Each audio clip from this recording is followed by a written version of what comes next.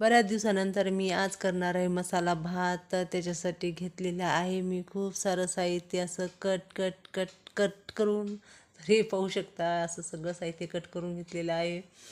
आणि मसाल्या भातासाठी घेतलेले आहेत बासमती तांदूळ 1 वाटी आणि सोयाबीनचा पुडा घेतलेला आहे. ते पाण्यामध्ये मुरवत ठेवलेलं आहे. मुरल्यानंतर फुगल्यानंतर त्याच्यामध्ये पाणी असं पिळून टाकायचं. तर मसाला भात तयार झालेला आहे. सोबतच केले आहे पालकाचे भजे, गव्हाच्या पिठाचा शिरा आणि गव्हाचा पापड आहे आणि उडदाच्या डाळीचा पण पापड आहे. तर असं मस्त ताट भरून जेवायला आज रात्रीचा आमचा असा बेत आहे. तर मसाला भातासाठी मसाला मी घरी केलेला मसाला वापरलेला आहे. त्याच्यानं खूप भारी अशी मसाला भात होतो आहे. आजचं जेवण मन बी भरणारं आणि पोट भरणारं पण आहे. या मग सगळे